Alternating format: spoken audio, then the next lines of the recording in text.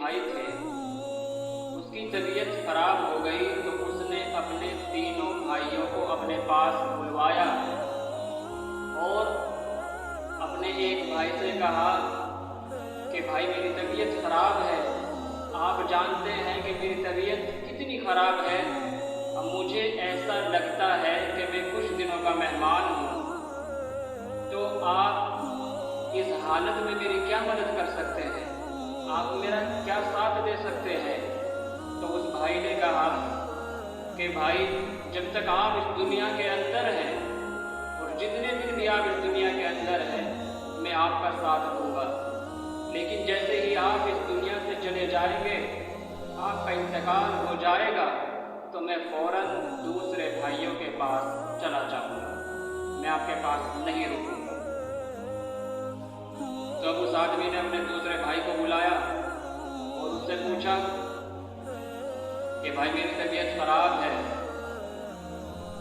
और मेरी हालत मरने के बहुत करीब है, तो मैं तुमसे पूछना चाहता हूँ कि तुम मेरी क्या मदद करोगे। उस भाई ने कहा कि भाई जब तक आप जिंदा हैं, आप यहाँ दुनिया के अंदर हैं, तो मैं आपकी खूब अच्छे तरीके से मदद करूँगा, आपका अच्छे डॉक्टरों के पास इलाज भी कराऊँगा, और आप जब इस दुनिया में नहीं रहेंगे, यानी जिस दिन आपका इंतकाल हो जाएगा, उस दिन आपको अपने हाथों से गुस्ल दूंगा, कफन पहनाऊंगा और अपने हाथों से ही आपको कब्र के अंदर उतारूंगा। अब उस आदमी ने अपने तीसरे भाई को बुलाया और उससे पूछा कि इस हालत में आप मेरी क्या मदद कर सकते हो, जबकि आप देख रहे हो कि मेरी तबीयत बहुत ख़राब है, मैं मरने के करीब हूँ, तो इस हालत में आप मेरी क्या मदद करोगे। अब उस तीसरे भाई ने कहा कि जब तक आप यहाँ दुनिया में हैं, मैं यहाँ भी आपकी मदद करूँगा, और आप जब इस दुनिया से रुखसत होकर कब्र के अंदर चले जाएंगे, मैं वहाँ भी आपकी मदद करूँगा।